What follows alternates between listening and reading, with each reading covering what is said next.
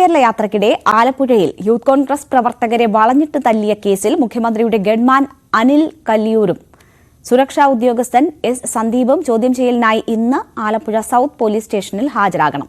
എന്നാൽ ഇവർ ഹാജരാകില്ല എന്നാണ് ലഭ്യമാകുന്ന പുതിയ വിവരം.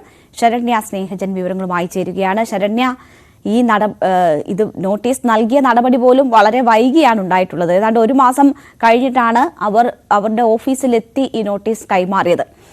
ഇന്ന് ഹാജരാകില്ല എന്ന വിവരങ്ങൾ വരുന്നു എന്നറിയുന്നു.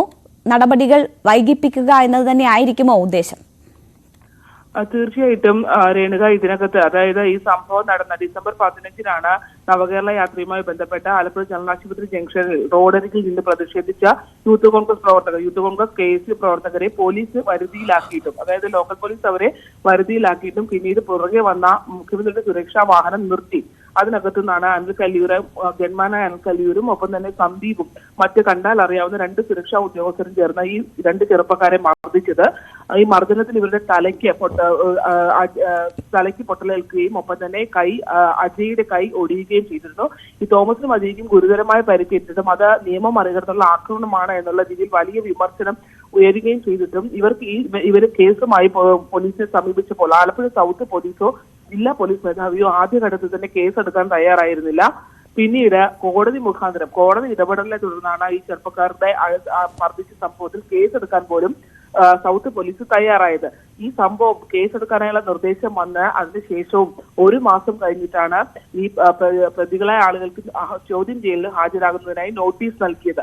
അതായത് ഇവരുടെ അറസ്റ്റോ മറ്റു കാര്യങ്ങളോ ഒന്നും തന്നെ രേഖപ്പെടുത്താൻ ഇതുവരെ പോലീസിന് കഴിഞ്ഞിട്ടില്ല. മാത്രമല്ല ഇവർക്ക് തിരുവനന്തപുരത്ത് നേരിട്ടെത്തി തന്നെ നോട്ടീസ് നൽകുകയായിരുന്നു. അതിനുശേഷം മാത്രമാണ് നോട്ടീസ് സ്വീകരിക്കപ്പെട്ടതെന്നാണ് നമുക്ക് ലഭ്യമാകുന്ന വിവരം. ഇതിനിടയിൽ തന്നെ ഇവർ മുഖ്യമന്ത്രിയുമായി പല പരിപാടികളിലും പങ്കെടുക്കുകയും ഒക്കെ ചെയ്യുന്നുണ്ട്. അതായത് കോടതിയുടെ ഇവർക്ക് കേസെടുക്കാനായുള്ള നിർദ്ദേശം വരികയും FIR ഇടുകയും ചെയ്തതിനു ശേഷവും ഇവർ പല പരിപാടികളിലും പങ്കെടുത്തിരുന്നു. ഇന്നാണ് ഇവർ അതായത് സൗത്ത് പോലീസ് നൽകിയ നോട്ടീസ് പ്രകാരം സൗത്ത് പോലീസ് സ്റ്റേഷനിൽ ഹാജരാകേണ്ട തീയതി ഇന്നാണ്.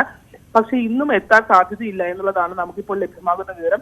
നിയമസഭ അടക്കം നടക്കുന്നത് കൊണ്ടും മുഖ്യമന്ത്രിയുടെ സുരക്ഷ ചൂണ്ടിക്കാട്ടിയുമാണ് ഇവർ എത്താത്തത് എന്നുള്ളതാണ് ഇപ്പോൾ ലഭിക്കുന്ന വിവരം. നിയമസഭയുമായി നടക്കുന്നതുമായി ബന്ധപ്പെട്ടുള്ള കാര്യങ്ങൾ ഉള്ളത് കൊണ്ടാണ് വരാൻ കഴിയില്ലാത്തതെന്നാണ് പോലീസ് വൃത്തങ്ങളിൽ നിന്ന് നമുക്ക് ലഭിക്കുന്ന വിവരം. എന്തായാലും ഇന്നും അവർ ഹാജരാവാൻ സാധ്യതയില്ല എന്നുള്ള വിവരമാണ് ഇപ്പോൾ ലഭ്യമായിക്കൊണ്ടിരിക്കുന്നത്.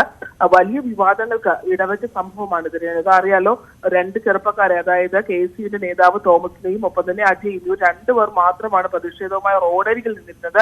കനത്ത പ്രതിഷേധങ്ങളിലേക്കോ മറ്റു കാര്യങ്ങളിലേക്കോ നീങ്ങാത്ത ഈ ചെറുപ്പക്കാരെ അരൂർ SI സാബുവിന്റെ നേതൃത്വത്തിൽ പിടിച്ചു മാറ്റിയതിനു ശേഷമാണ് പിറകെ വന്ന വാഹനത്തിൽ നിന്നും പുറത്തേക്ക് ഇറങ്ങി സാധാരണ വിരുദ്ധമായി ഈ ഗൺമാനും ഒപ്പം തന്നെ ബാക്കിയുള്ള സുരക്ഷാ ഉദ്യോഗസ്ഥരും ചേർന്ന് ഈ ചെറുപ്പക്കാരെ അടിക്കുന്നത്.